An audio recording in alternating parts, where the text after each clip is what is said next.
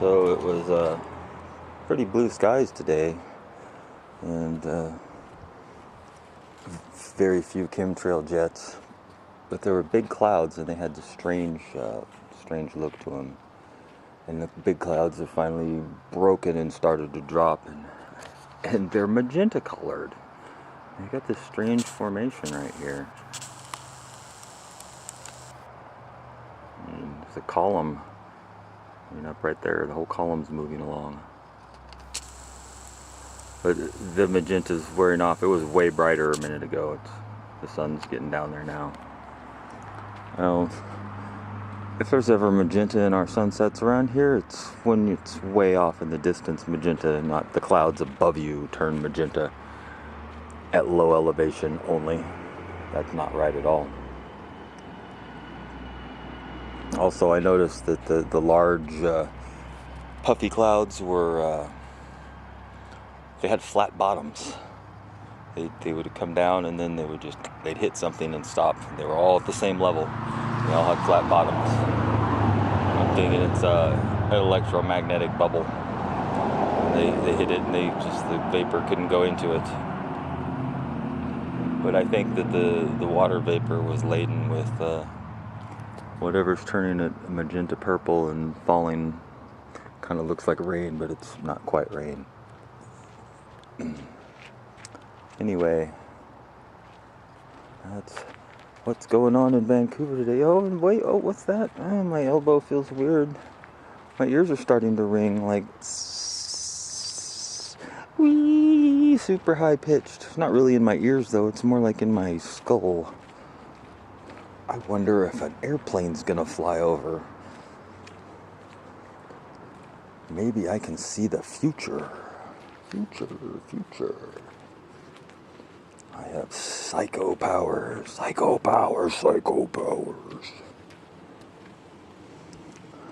I have great powers of observation.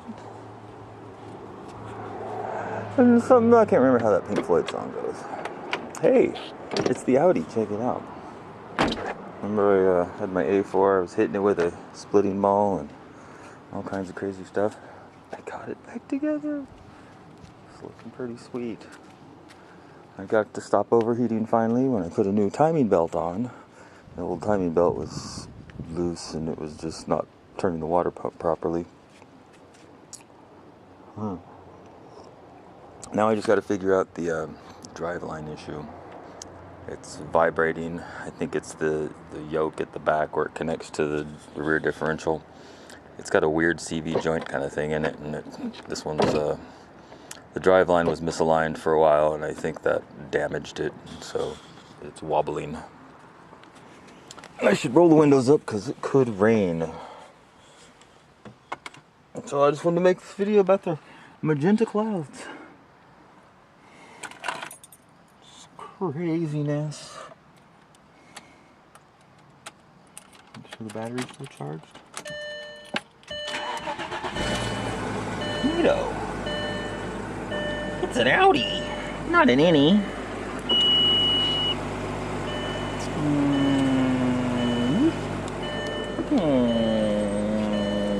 All right. 202-209.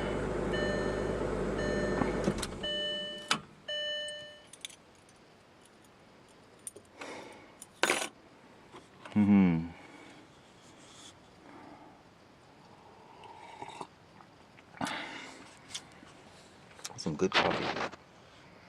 I don't know what kind it is. It's from a Keurig. I hate those fucking things. Keurigs. It's like, I don't even know how they caught on. People are just fucking retarded or something. Maybe that's what they're telling us in our subliminals from the fucking 5G towers. Buy Keurigs. Pay 3 times as much, 4 times as much for your coffee, and put a plastic cup in the landfill with every cup. Buy a Keurig. It's a great idea. It's not an espresso machine with reloadable plastic cups. Duh. It's a fucking espresso machine. Actually, it's not quite an espresso machine. An espresso machine would be better. You could just as easily make a freaking Keurig that you pour your coffee, your ground coffee, into a hopper, and it automatically shoots a cup's worth in there. And you put your can of coffee in there, you know, once a month or once, you know, a week or however much coffee you drink. And make it 1 cup at a time. Still, without having to put a plastic cup in the landfill every time. I mean, that's a no-brainer. Keurig. Looks German. Like this car. You know, Hitler started Audi. Auto Union. Watch Nazi Grand Prix on YouTube. It's a History Channel show. But it's one of the good ones. It's about Dick Seaman, the British racing driver who raced for Hitler. His story is amazing. About his racing, about his way he had to do it. You know, his parents were rich, but they didn't want him to do it. And he had to work his mom, and then he was like, went and raced, and he was actually good, but the rest of the... Pardon me. It's Jetliner McGee. The rest of the... there he is.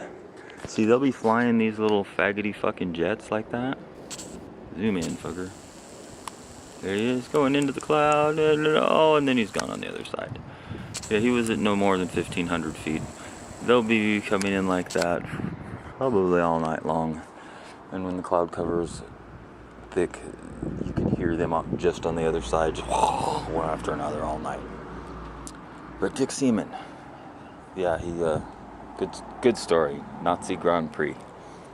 I cried when I watched it. It was so touching. I mean, like, he's made his life in Germany. He was a star and famous, and then the war's about to start, and he marries this absolutely drop-dead gorgeous German princess whose father was like the chairman of BASF Corporation or something, and they gave him a chalet ski lodge in the Swiss Alps for a wedding present. But the war was about to start. And I won't tell you how it ends. I was just about to tell you the ending, but watch it, Nazi Grand Prix. The Nazis won the war, by the way. See, they decided the best way to further their agenda would be to make it look as if they lost the war, so that nobody would be hunting them anymore, and then they would just pretend to be someone else. Like when Werner von Braun and all of the other Nazi scientists and SS officers were rounded up and brought to the United States and put in positions of authority. We are the Nazis. Wake up, America.